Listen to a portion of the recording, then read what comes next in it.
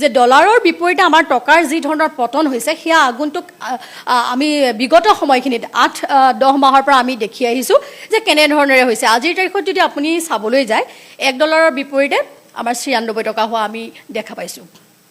এতিয়া কথা হ'ল যিজন প্ৰধানমন্ত্ৰীয়ে নিজকে 56 ইঞ্চিৰ বিশ্বগুৰু, তেওঁ এজন নন বায়'লজিকেল বুলি কয় নিজকে, আজি সেই ব্যক্তিজনে বিগত 12টা বছৰত আপোনাৰ 76খন দেশত 96 বাৰ ভ্ৰমণ কৰি 814.42 কোটি টকা আমাৰ দেশৰ জনসাধাৰণৰ আমাৰ টকা খৰচ কৰি তেওঁ যি বিদেশ ভ্ৰমণ কৰিলে তাৰ পৰা আমালৈ কি আনিলে? আজি আমি ফলাফল এয়া পালোঁ নেকি যে আমাৰ ডলাৰৰ বিপৰীতে আজি টকাৰ মূল্য এনেকুৱা এটা অৱস্থালৈ গতি কৰিলে যে মানুহে আজি ত্ৰাহি মাম দেখিবলৈ বাধ্য হৈছে। আপোনালোকে দেখিছে যে আমাৰ বাণিজ্যিক যে চিলিণ্ডাৰ কেইদিনমানৰ আগতে আমি দেখা পালোঁ যে একেদিনাখনিতে 993 টকা বাঢ়িলে। এই যে বাণিজ্যিক চিলিণ্ডাৰৰ মানে মূল্য বৃদ্ধি হ'ল, তাৰ ফলত কি হ'ব পাৰে? তাৰ ফলত যিবোৰ আমাৰ নিবনুৱা যুৱক যুৱতীয়ে কিবা এটা কৰিম বুলি তেওঁলোকে বাণিজ্যিক ক্ষেত্ৰখনত আগবাঢ়িছিল, বিভিন্ন ধৰণৰ ৰেষ্টুৰেণ্ট ধাবা ইত্যাদি কৰি এই অত্যাধিক মূল্য বৃদ্ধিৰ ফলত তেওঁলোকে স্থবিৰ হৈ পৰিছে। আৰু তাৰ সমান্তৰালভাৱে দেখিলোঁ যে সৰু যোনটো 5 কেজিৰ চিলিণ্ডাৰ তাতো তেওঁলোকে 261 টকাৰ দাম বৃদ্ধি কৰিলে।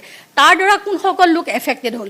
যিসকল আপোনাৰ সৰু সৰু ব্যৱসায়িক লোক, যোনসকল ট্ৰাক ড্ৰাইভাৰ, তেওঁলোকে কি কৰে সৰু 5 কেজিৰ চিলিণ্ডাৰ লৈ তেওঁলোকে ব্যৱসায়বিলাক আৰম্ভ কৰে, তেওঁলোকৰ ওপৰত প্ৰভাৱ পৰিলে। তাৰপিছত আজি আমি দেখিলোঁ যে যোৱাকালি এইকেইদিনৰ ভিতৰত দেখিছোঁ প্ৰতিটো বস্তু ডিমৰ পৰা ধৰি চাউল, গাখীৰ, ব্ৰেড, প্ৰত্যেকটো বস্তু এনেকুৱা এটা বস্তু নাই, নিমখৰলৈকে তাৰমানে আপোনাৰ মিঠাতেললৈকে 20 টকালৈকে 20 টকা পৰ্যন্ত বাঢ়িছে। তো এই যে মূল্য বৃদ্ধি হৈছে ইয়াৰ দ্বাৰা জনসাধাৰণৰ কি এটা অৱস্থালৈ গতি কৰিছে? তেওঁলোকে নিৰ্বাচন জিকি আমাক দিব লাগিছিলে উপহাৰ জনসাধাৰণক, কিন্তু তেওঁলোকে আমাক আজি কি দিছে? মূল্য বৃদ্ধিৰ উপহাৰ দিছে। আৰু এই যি মূল্য বৃদ্ধি আজি পেট্ৰল ডিজেলতেই হওক বা প্ৰত্যেকটো বস্তুতেই হওক, তেওঁলোকে ৰখি আছিলে যাতে নিৰ্বাচনটো পাৰ হৈ যায় 5খন ৰাজ্যত, আৰু এই 5খন ৰাজ্যত নিৰ্বাচন হৈ যোৱাৰ লগে লগেই তেওঁ সেইদিনাখনি হায়দৰাবাদৰ পৰা ঘোষণা কৰিলে যে আমি বিদেশ যাত্ৰা বন্ধ কৰিব লাগে, আমি সোণ কিনা বন্ধ কৰিব লাগে, আমি জৈৱিক সাৰ ব্যৱহাৰ কৰিব লাগে, তেওঁ ইত্যাদি ইত্যাদি 7টা আমাক মানে তেওঁ মানে বিষয় মানে তেওঁ আগবঢ়াই দিছে যে আমি এইখিনি মানি চলিব লাগে। কিন্তু সেইদিনাখনি তাৰ পিছদিনাখনিয়ে আমি দেখিলোঁ যে নাই কমেও 40-45খন চাৰ্টাৰ্ড ফ্লাইট আহি আমাৰ গুৱাহাটীৰ বিমানবন্দৰত অৱতৰণ কৰিলেহি, কিয়নো সেইদিনাখনি ডক্টৰ হিমন্ত বিশ্ব শৰ্মা ডাঙৰীয়াৰ শপত গ্ৰহণ মানে কাৰ্যসূচী আছিলে। আৰু তাৰ লগতে আমি দেখিলোঁ শখন গাড়ীৰে তেওঁলোকে কি কৰিছে? যাত্ৰা আৰম্ভ কৰিছে। যিজন প্ৰধানমন্ত্ৰীয়ে নিজে এইষাৰ কথা আগদিনাখনি ক'লে, সেই কথাখিনি পিছদিনাখনি তেওঁলোকে কিয় পালন কৰিব নোৱাৰিলে? আজি তেওঁলোকে 2খন গাড়ী লৈ তেওঁলোকে কোনোবাই গাড়ীত উঠি কোনোবাই বাইকত উঠি দেহৰক্ষীসকলে পিছে পিছে দৌৰি যিবোৰ তেওঁলোকে নৌটংকী কৰি আছে, সেইবোৰ আচলতে নৌটংকী মানে আমি এইকাৰণেই নৌটংকী বুলি কৈছোঁ কাৰণ এই কথাখিনি আমি এটাই ভাবি চাম, যদি প্ৰকৃতাৰ্থত তেওঁলোকে জনসাধাৰণৰ ভাল কথা চিন্তা কৰে, এই সাংসদ, বিধায়ক, মন্ত্ৰীসকলে যিমানবোৰ সা সুবিধা লাভ কৰি আছে সেই সা সুবিধাবোৰ তেওঁলোকে নিজেই নালাগে বুলি 50% কৰ্তন কৰক। পাৰিবনে কৰ্তন কৰিবলৈ? তেওঁলোকক আজি 100খন টিকেট প্ৰদান কৰা হয়, ধৰি লৈছোঁ এটা বছৰত 100খন তেওঁলোকক মানে টিকেট প্ৰদান কৰা হয় ইয়াৰ পৰা দিল্লীলৈ তেওঁলোকক যোৱাৰ কাৰণে। তেওঁলোকে মানে 50% তেওঁলোকে ত্যাগ কৰি দিয়ক যে আমাক নালাগে, যে আমাক তেওঁলোকৰ টেলিফোনৰ বিল বা বিভিন্ন ধৰণৰ লাইটৰ বিল ইত্যাদি ইত্যাদি বহুত তেওঁলোকক সুবিধা দিয়া হয়, সেই সুবিধাবোৰ তেওঁলোকে কৰক যে আমাক এইখিনি সুবিধা নালাগে, আমি নিজৰ পে'মেণ্টৰ পৰা যেনেকৈ আমি প্ৰত্যেক ঘৰ মানুহে নিজৰ দৰমহাৰে চৰকাৰক কৰ কাটল দিওঁ, লাইটৰ বিল দিওঁ, আমি টেলিফোনৰ মোবাইলৰ ৰিচাৰ্জ কৰোঁ, প্ৰত্যেকটো বস্তু আমি নিজাববীয়াকৈ কৰোঁ, তেওঁলোকেও যদি নিজাববীয়াকৈ কৰে তেতিয়া আমি বুজি পাম যে হয় তেওঁলোকে নাটক নাই কৰা, তেওঁলোকে প্ৰকৃতাৰ্থত চিৰিয়াছ হৈছে। কিন্তু গোটেই সুবিধাবোৰ তেওঁলোকে উপভোগ কৰি এদিন বাছত গৈ এদিন তেওঁলোকে বাইকত গৈ এই নৌটংকীবোৰ আমাৰ ভাৰতৰ জনসাধাৰণৰ আগত দেখুৱাটো উচিত নহয় বুলি মই ভাবোঁ। নিৰ্বাচনৰ আগৰ পৰাই জনসাধাৰণক কিয় তেওঁলোকে আগাহ নকৰিলে যে দেশৰ অৰ্থনৈতিক অৱস্থাটো ঠিক নহয়, গতিকে আমি আগৰ পৰাই আমি সচেতন হ'ব লাগিব? কিয় কোৱা নহ'ল? নিৰ্বাচন শেষ হ'বলৈ তেওঁলোকে কিয় বাট চালে? নিৰ্বাচনী ফলাফল ওলোৱাৰ পিছত তেওঁলোকে এই গোটেই কথাখিনি কিয় আগবঢ়াই দিলে জনসাধাৰণৰ মাজলৈ? গতিকে তেওঁলোকৰ মাজত যে সাংঘাতিক ধৰণৰ তেওঁলোকে মানে নেৰেটিভৰ কথা আপুনি কৈছে, তেওঁলোকে জনসাধাৰণক বিভ্ৰান্ত কৰিব পৰাকৈ নেৰেটিভ গঢ়াত তেওঁলোক কিন্তু সাংঘাতিক উস্তাদ। আৰু তেওঁলোকে আজি যেনেকৈ তামিলনাডু চৰকাৰে তাৰ ৰাইজক 200 ইউনিট বিজুলী মাফ কৰিছে বা 21 বছৰৰ তলৰ মানুহৰ বাবে মদ নিবাৰণ কৰিছে, তেওঁলোকে মানে মদ খাব নোৱাৰিব, কোনো সেইটো অপৰাধ হিচাপে গণ্য কৰা হ'ব ইত্যাদি ইত্যাদি বিজয় থালাপতি ডাঙৰীয়া সুন্দৰ সুন্দৰ সিদ্ধান্ত কিছুমান দাঙি ধৰা আমি দেখা পাইছোঁ। তাৰ বিপৰীতে হিমন্ত বিশ্ব শৰ্মাই কি দাঙি ধৰিছে?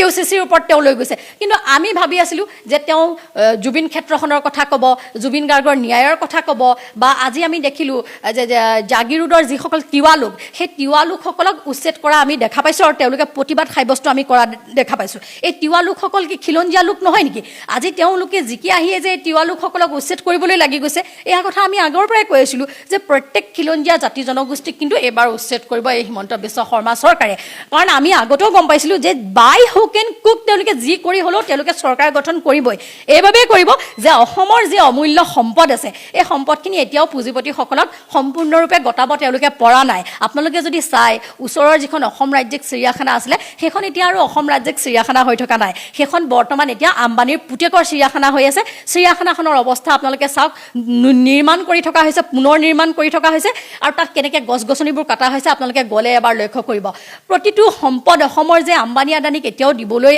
আছে আৰু হিমন্ত বিশ্ব শৰ্মাই বান্দৰে যেনেকৈ দুটা মেকুৰীক পিঠা ভগোৱাৰ যোনখন খেল সেই খেলখন কিন্তু হিমন্ত বিশ্ব শৰ্মাই নিজে কৰিব যে অসমৰ সম্পদখিনি লৈ এভাগ তেওঁ নিজৰ পৰিয়ালৰ বাবে ৰাখি বাকী ভাগ কিন্তু তেওঁ আম্বানী আদানীৰ দৰে পুঁজিপতিলৈ যে দিব সেই কথাখিনি আমি নিশ্চয়কৈ জানো আৰু সেইকাৰণে আমি জনসাধাৰণক সজাগ কৰিছিলোঁ কিন্তু জনসাধাৰণক হিতাধিকাৰী আঁচনিৰ দ্বাৰা বিভিন্ন ধৰণৰ পইচা পাতি ভোটৰ আগত ব্ৰইলাৰ মাংস এদি ভোজ ভাত খুৱাই মানুহক যেনেকৈ মোহাচন্ন কৰি ৰাখিলে বা তেওঁলোকে ইভিএমৰ যে কাৰচাজি কৰিলে হিমন্ত বিশ্ব শৰ্মা ডাঙৰীয়া সৰবজান নেকি যে তেওঁ যেনেধৰণে কৈছে যে ডিমৰীয়া সমষ্টিত 65,000 জিকিব দিছপুৰ সমষ্টিত 45,000 জিকিব পলাশবাৰী সমষ্টিত ইমানত জিকিব তেওঁ সৰবজান নেকি তেওঁ যদি ইমান সৰবজান হয় তেতিয়াহ'লে অসমখনৰ অৰ্থনৈতিক অৱস্থা যে ইমান বেয়া হ'ব অসমখনক যে প্ৰত্যেক মাহত 4-5 বাৰকৈ ঋণ নল'লে চলাব নোৱাৰিব এই কথাবিলাকতো তেওঁ জানিব লাগিছিলে অসমলৈ আহিব লগা সংকটবিলাকৰ কথাওতো তেওঁ আগতে জানিব লাগিছিল যিহেতুকে তেওঁ সৰবজানগিৰিটো কেৱল খালি ভোট কেন্দ্ৰিক কিয় হয়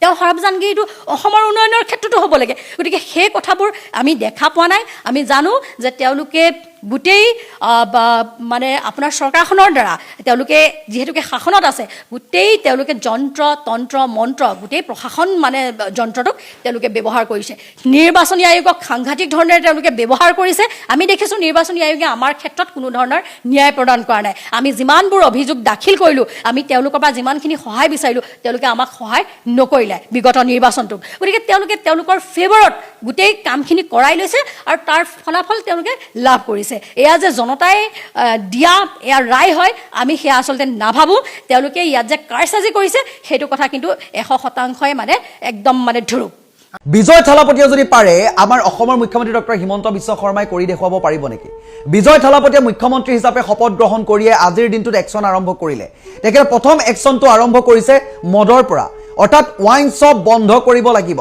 717খন ওয়াইন শ্বপ বন্ধ কৰিবৰ বাবে ইতিমধ্যে চৰকাৰী নিৰ্দেশনা প্ৰদান কৰিছে তেখেতে নিৰ্বাচনৰ সময়ত প্ৰচাৰ সভাত কৈছিলে যে মই নিচা মুক্ত তামিলনাডু গঢ়ি দেখুৱাম সেই হেতুকে প্ৰথম পদক্ষেপ হিচাপে তেখেতে 717খন মদৰ দোকান বন্ধ কৰিবলৈ জাননী জাৰি কৰিছে ইয়াৰ লগতে কৈছে মদে এখন ঘৰ ধ্বংস কৰে মদে এখন সংসাৰ ধ্বংস কৰে এটা পৰিয়াল ধ্বংস কৰে মদে যি খায় সেই মানুহজনক ধ্বংস কৰে ল'ৰা ছোৱালী জীৱনৰ ভৱিষ্যত অন্ধকাৰ কৰি পেলায় উঠি অহা নৱপ্ৰজন্ম শেষ হৈ যায় ড্ৰাগছৰ প্ৰতি আসক্ত হোৱাৰ ফলত উঠি অহা নৱপ্ৰজন্ম ভৱিষ্যত থকা নৱপ্ৰজন্ম সম্ভাৱনাপূৰ্ণ নৱপ্ৰজন্ম শেষ হৈ গুচি যায় গতিকে আমি নিচামুক্ত এখন সমাজ গঢ়িব লাগিব সেই হেতুকে বিজয় থালাপতিয়ে এনেকুৱা ধৰণৰ সিদ্ধান্তবোৰ লৈছে যদি বিজয় থালাপতিয়ে পাৰে তেতিয়াহ'লে আমাৰ অসমৰ মুখ্যমন্ত্ৰী ডক্টৰ হিমন্ত বিশ্ব শৰ্মাই পাৰিবনে হিমন্ত বিশ্ব শৰ্মাৰ ওপৰত আমাৰো এইটো আস্থা আছে বিশ্বাস আছে আমি আশা কৰিছোঁ হিমন্ত বিশ্ব শৰ্মাই এই কামটো কৰি দেখুৱাওক ধৰ্মীয় অনুষ্ঠান শিক্ষানুষ্ঠান বা যিমানবোৰ আছে ৰাজহুৱা অনুষ্ঠান বাছ ষ্টেণ্ড এই বস্তুৰ যাতে এনেকৈ ধৰণৰ যাতে ওয়াইন শ্বপসমূহ নাথাকে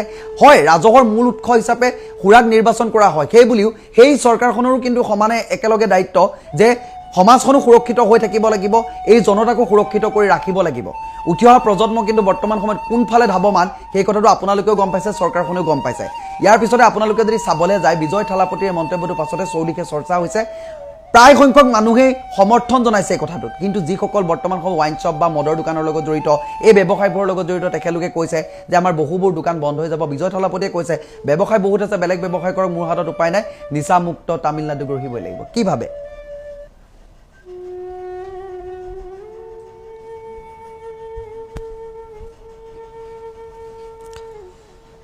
নমস্কাৰ, মই পবিত্ৰ আন এটা গুৰুত্বপূৰ্ণ ভিডিঅ' আপোনালোকৰ মাজলৈ লৈ আহিছোঁ। আমাৰ এনেকুৱা কৰিব নোৱাৰি নি? আমাৰ দেশত বা আমাৰ ৰাজ্যত এনেকুৱা কৰিব পাৰিবনে কোনোবা এজন মুখ্যমন্ত্ৰী? আমি আশা কৰিছোঁ মুখ্যমন্ত্ৰী হিমন্ত বিশ্ব শৰ্মাৰ পৰা আৰম্ভ হওক এই যাত্ৰা।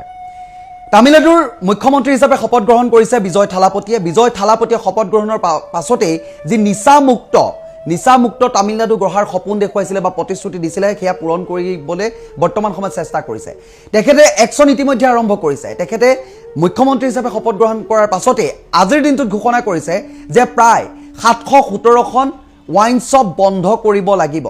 ৰাজহুৱা অনুষ্ঠান, শিক্ষানুষ্ঠান, বাছ ষ্টেণ্ড বা ধৰ্মীয় অনুষ্ঠান য'তেই যি আছে তাৰ ওচৰে পাজৰে বা 500 মিটাৰ ওচৰত কোনো কাৰণত থাকিব নোৱাৰিব ৱাইন শ্বপ, অৰ্থাৎ মদৰ দোকান থাকিব নোৱাৰিব, মদৰ দোকান বন্ধ কৰিব লাগিব। তেনেকুৱা ধৰণৰ ব্যৱস্থা কৰিছে। তেখেতে এইটো কথা কৈছে যে সুৰাই এখন ঘৰ কেনেকৈ ধ্বংস কৰে, সুৰাই মানুহক কেনেকৈ অৰ্থনৈতিকভাৱে জুৰুলা কৰে, সুৰা খোৱাৰ বাবে কিমান পৰিয়াল ধ্বংস হৈ গ'ল, সুৰাৰ বাবে কিমান নৱপ্ৰজন্ম বিপথে যাবলগীয়া হৈছে, সুৰাৰ বাবে বৰ্তমান সময়ত কিমান ভৱিষ্যত উঠি অহা প্ৰজন্ম কলিতে মৰহি শেষ হ'বলগীয়া হৈছে, তাৰ পৰিপ্ৰেক্ষিততে এনেকুৱা ধৰণৰ ব্যৱস্থা গ্ৰহণ কৰিছে বুলি তেখেতলোকে কৈছে। হয়, সুৰা ৰাজহৰ বহুখিনি ক্ষেত্ৰত চৰকাৰৰ মূল উৎস হয়, সেই বুলিয়ে যে সমাজখনো সুৰক্ষাৰ দায়িত্ব কিন্তু সেই চৰকাৰখনৰে হয়। গতিকে সেই চৰকাৰখনে সেই ব্যৱস্থাটো কৰিব লাগিব। বৰ্তমান বিজয় থালাপতিয়ে এই যিটো ঘোষণা কৰিছে যে 717খন সুৰাৰ দোকান বন্ধ কৰি দিছে, যি বাছ ষ্টেণ্ডৰ ওচৰত আছিলে, শিক্ষানুষ্ঠানৰ ওচৰত আমি বহুখিনি সময়ত এতিয়া দেখিবলৈ পাওঁ শিক্ষানুষ্ঠানৰ সন্মুখামুখিকৈ সুৰাৰ দোকান দিয়ে, মদৰ দোকান দি থয়। শিক্ষানুষ্ঠান সেইফালে চলি আছে, একাংশ হয়তো মদ লৈ খাবলৈ যোৱাকৈ ব্যৱস্থা এটা কৰি থৈছে। গতিকে এই বস্তুবোৰ বন্ধ হ'ব লাগে। ধৰ্মীয় অনুষ্ঠান ওচৰতো আমাৰ অসমতো বহুখিনি আমি দেখিবলৈ পাওঁ, এই ওচৰে পাজৰে আমাৰ মদৰ দোকানবোৰ দি থয়। সেই বস্তুবোৰ কিয় বন্ধ কৰিব নোৱাৰে? সেই বস্তুখিনি যদি বন্ধ কৰিব নোৱাৰে তেতিয়াহ'লে শিক্ষা ব্যৱস্থা লোৱা সেই সকলো যে একেই থাকিব, মন মগজু একেই, এই বস্তুবোৰতো আপুনি মানিব নোৱাৰে। কিন্তু বৰ্তমান সময়ত এই বিজয় থালাপতিৰ এই বস্তুটো খুব ভাল লাগিলে। সমাজখনৰ কথা যে চিন্তা কৰি তেখেতে প্ৰথম পদক্ষেপ হিচাপে মদক বাছি লৈছে। মদ বন্ধ হ'ব লাগিব। মদেই বহু নৱপ্ৰজন্মক ধ্বংস কৰিছে, বহু ঘৰ ধ্বংস কৰিছে, বহুতৰ সংসাৰ ভাঙিছে, বহুতে নিজেই নিজক শেষ কৰি পেলাইছে মদ খাই। গতিকে নিচাযুক্ত যিকোনো বস্তু, সেয়া ড্ৰাগছে হওক লাগিলে মদেই হওক, তেখেতে মদৰ পৰা আৰম্ভ কৰিছে। 717খন মদৰ দোকান ইতিমধ্যে বন্ধ কৰিবলৈ অনুমতি প্ৰদান কৰিছে, অৰ্ডাৰ দিছে বৰ্তমান সময়ত। ইয়াৰ লগতে নিচামুক্ত তামিলনাডু গঢ়িম বুলি যি প্ৰতিশ্ৰুতি দিছিলোঁ, সেই প্ৰতিশ্ৰুতি ৰাখিবলৈ বৰ্তমান সময়ত বিজয় উঠি পৰি লাগিব। কোৱা হৈছে যে মধ্যপ্ৰাচ্যত যি যুদ্ধ চলি আছে, ইৰাণ আৰু ইজৰাইলৰ মাজত যিটো যুদ্ধ চলি আছে, তাৰ কাৰণে আচলতে খাৰুৱা তেলৰ মূল্য বৃদ্ধি হৈছে। আৰু এই যুদ্ধ আজি বা কালি ষ্টাৰ্ট হোৱা নাই, সেই যুদ্ধ হোৱা আজি প্ৰায় 3-4 মাহ উকলি গৈছে। আৰু সন্মুখত নিৰ্বাচন থকাৰ কাৰণে আচলতে এই আপোনাৰ 3 মাহ মানে খাৰুৱা তেলৰ মূল্যটো বৃদ্ধি কৰা নাছিলে চৰকাৰে, আমাৰ এই মোদী চৰকাৰে। আজিৰ দিনটোত আচলতে পেট্ৰল আৰু ডিজেলত ভাৰত চৰকাৰ আৰু অসম চৰকাৰে কিমান টকা লয় সেই কথাটো আমি বহুতেই নাজানো, আৰু সেই কথাটো আমি নাপাতোৱেই। আপোনালোকে গম পালে আচৰিত হ'ব, আজিৰ দিনটোত আচলতে ভাৰত চৰকাৰ আৰু অসম চৰকাৰে পেট্ৰলত কিমান চাৰ্জ কৰে সেই তথ্যটো আপোনালোকক দিব খুজিছোঁ। আজিৰ দিনটোত যদি আপোনালোকে চায়, কেন্দ্ৰীয় চৰকাৰে পেট্ৰল 1 লিটাৰত আমাৰ পৰা চাৰ্জ কৰে 19 টকা 90 পইচা। 19 টকা 90 পইচা পাৰ লিটাৰ পেট্ৰলত আমাৰ পৰা চৰকাৰে টেক্স লয়, কেন্দ্ৰীয় চৰকাৰ মোদী চৰকাৰে লয়। তাৰ পাছত আমাৰ ষ্টেট গভৰ্ণমেণ্টে, ৰাজ্য চৰকাৰ হিমন্ত বিশ্ব শৰ্মাই 1 লিটাৰ পেট্ৰলত আমাৰ পৰা টেক্স লয় 18 টকা 80 পইচা। এতিয়া যে আপোনাৰ কিবা কিবি নতুন চৰকাৰখনে যে কৰি আছে, তেওঁলোকে যদি চৰকাৰখনে যদি সঁচাকৈ ৰাইজৰ কল্যাণৰ কথা ভাবে, তেনেহ'লে এই যে 18 টকা 80 পইচাকৈ 1 লিটাৰ পেট্ৰলত ৰাইজৰ পৰা যে আচলতে কৰ টেক্স লয়, সেইটো নাইকিয়া কৰি দিব পাৰে দেখোন। ৰাইজক যদি ইমানেই ভাল পায়, সেইটো কিয় নকৰে? আজি আপোনালোকে নিশ্চয় গম পায় যে আমাৰ ৰাজ্য চৰকাৰখনে ভেলু এডেড টেক্সৰ নামত, ভেটৰ নামত আপোনাৰ 18 টকা 80 পইচা আপোনাৰ পাৰ লিটাৰ পেট্ৰলত চাৰ্জ কৰে। যদি আমি পেট্ৰল আৰু ডিজেলত, যদি আজিৰ দিনটোত আমি পেট্ৰল আৰু ডিজেলত চৰকাৰে যিটো টেক্স লয়, সেই টেক্সটো যদি নলয় আমাৰ পৰা, তেতিয়াহ'লে আজিৰ দিনটোত পেট্ৰল 1 লিটাৰৰ দামটো হ'ব আজিৰ দিনটোত 64 টকা। আজিৰ দিনটোত যদি কেন্দ্ৰীয় চৰকাৰ আৰু ৰাজ্য চৰকাৰ, মোদী আৰু হিমন্তই যদি আমাৰ ৰাইজৰ পৰা, সাধাৰণ ৰাইজৰ পৰা যদি পেট্ৰল ডিজেলত টেক্স নলয়, তেতিয়া পেট্ৰলত আজিৰ দিনটোত ৰেট হ'ব পাৰ লিটাৰ 64 ৰুপিজ। আৰু ডিজেলত আপোনালোকে জানে, ডিজেলত হ'ব 62.74 ৰুপিজ। 1 লিটাৰ ডিজেলৰ দামটো হ'বগৈ যদি টেক্স নলয় চৰকাৰে, তেতিয়া 62 টকা 74 পইচা হ'ব। কিন্তু আজিৰ দিনটোত কেইটকা হ'লগৈ? আজিৰ দিনটোত কেইটকা আজিৰ দিনটোত আপোনালোকে সকলোৱে দেখিছে যে আজিৰ দিনটোত পেট্ৰলৰ দাম অসমত যদি চাই তেনেহলে 102 টকাৰ পৰা 103 টকা হৈছে ডিপু ওয়াইজ আৰু আপোনালোকে যদি চাই ডিজেলৰ ক্ষেত্ৰত 93 रुपीस 93 টকা হৈছে ক'ৰবাত 94 টকা হৈছে তেনেকুৱা পৰ্যায়ত দাম বৃদ্ধি হৈছে গতিকে আপোনালোকে বিবেচনা কৰি চাওক যে এই চৰকাৰখন সঁচাসঁচিকে ৰাইজৰ পক্ষত আছে নে নাই কেৱল পেট্ৰল আৰু ডিজেলৰ যে দাম বৃদ্ধি হৈছে তেনেকুৱা নহয় আপোনালোকে দেখিব যে বজাৰলৈ যদি যায় আজিৰ দিনটোৰ পৰা আপোনালোকে দেখিবলৈ পাব কেনেকুৱা ধৰণে অত্যাৱশ্যকীয় সামগ্ৰীৰ আসলে দাম বৃদ্ধি হৈছে আপোনালোকে নিশ্চয় দেখিব সেয়া লাগিলে দাইলে হওক সেয়া লাগিলে মিঠাতেল হওক সেয়া লাগিলে চাউল হওক যিমান আপুনি দোকানৰ পৰা ক্ৰয় কৰিব শাক-পাচলিৰ পৰা আৰম্ভ কৰি যিবিলাক আমাৰ আসলতে গেলামাল দোকানৰ পৰা যিবিলাক আমি খাদ্য সামগ্ৰী ক্ৰয় কৰো সেইবিলাকৰ আকাশলংঘী মূল্য বৃদ্ধি হৈছে গতিকে এই ক্ষেত্ৰত এতিয়া আমাৰ ৰাইজে মাতব নকৰা হৈছে এটা সাংঘাতিক এটা কথা হৈছে বে আজিকালি কি হৈছে মানে দাম বৃদ্ধি হলে চৰকাৰে যদি দাম বঢ়ায় তেতিয়া কি কয় মানে মই যে কৈ আছিলো আপোনালোকক মানে দেশভক্ত হলে বলে দাম বৃদ্ধি হ'ব লাগে একো নাই বলে দেশৰ কাৰণে সেইটো উৎসৰ্গা বৰঙণি দেশৰ বিপদৰ সময়ত সকলোৱে বলে সহযোগিতা কৰিব লাগে মানে মূল্য বৃদ্ধি যে কৰিছে ইয়াত সকলোৱে হাত উজান দিব লাগে সকলোৱে চৰকাৰ সহযোগ কৰিব লাগে নতুন এটা কনসেপ্ট আজি এই মুদিৰ দিনত হিমন্ত বিশ্ব শৰ্মাৰ দিনত আহিছে সাংঘাতিক কথা বিপদৰ সময়ত এতিয়া আপোনালোকে দেখিছে যে মিঠাতেল বলে কমকে খাব লাগে বইলহে খাব লাগে বুলি কৈছে মানে তাৰপৰা কৈছে যে চাইনা আৰু জাপান সেই থাইলেণ্ডৰ মানুহে বইলহে খায় সেই কাৰণে ধুনীয়া বলে স্বাস্থ্যপাতি সেই কথা বতৰা আজি বিজেপি মানুহবিলাকে কৈছে কি যে মানুহ আৰু আপোনালোকে আচৰিত পাব আজি সংবাদ মাধ্যমত এটা বস্তু প্ৰচাৰ হৈ আছে যে মানে ভাৰতৰ ক্ষেত্ৰত ভাৰতৰ লগত কম্পেয়াৰ কৰিছে আজি আপোনাৰ নেপাল আজি বাংলাদেশ পাকিস্তানক ভাৰতৰ লগত কম্পেয়াৰ বাংলাদেশ পাকিস্তান আৰু নেপালক কৰিব লাগে নে আমেৰিকা ইংলেণ্ডক কৰিব লাগে লাজ লাগে মোৰ আখাৰীৰ নেশনেল মিডিয়াৰ আজি হেডলাইন হৈছে বোলে মধ্যপ্ৰাচ্যৰ যুদ্ধখনৰ কাৰণে গোটেই মানে আমাৰ ওচৰ চুবুৰীয়া যিকেইখন ৰাজ্য দেশ আপোনালোকক কৈছো মই নেপাল বাংলাদেশ আৰু পাকিস্তান সেই তিনিখন দেশৰ লগত ভাৰতক তুলনা কৰিছে সংবাদ মাধ্যমে আজি ইংলেণ্ডৰ লগত আজি উন্নত ৰাষ্ট্ৰবিলাকৰ লগত সুইজাৰলেণ্ডৰ লগত আজি আমেৰিকা যুক্তৰাষ্ট্ৰৰ লগত যিবিলাক উন্নত দেশ আছে তেওঁলোকৰ লগত কেলে কম্পেয়াৰ নকৰে আজিৰ দিনটোত যে আপোনাৰ ভাৰতীয় টকাৰ মূল্য যে পতন হৈছে আপোনালোকে দেখিছে নে নাই আজি মানে 95-97 টকা দিলে এটা ডলাৰ পায় মুদিয়ে কি কৈছিলে $1 = 1 ইণ্ডিয়ান ৰুপি নোট কৈছিলে নে নাই মানে এটকাৰ যিমান আসলে ভ্যালু সেই সমান ভ্যালু US ডলাৰৰ হ'ব বুলি কৈছিলে আজিৰ দিনটোত কেনেকে আসলতে ভাৰতীয় টকাৰ মূল্য পতন হৈছে এই কথাবিলাক আপোনালোকে দেখিছে নে নাই মুদিৰ এই ভাষণটো যে ভাইৰেল হৈ থাকে কংগ্ৰেছৰ দিনত সাংঘাতিক ধৰণে ভাৰতীয় টকাৰ মূল্য পতন হৈছে সেই কথা কৈছিলে আজিৰ দিনটোত আপোনালোকে নিশ্চয় লক্ষ্য কৰিছে সেই তেতিয়া 14 চনৰ আছিলে আপোনাৰ 71 টকা এটা ডলাৰৰ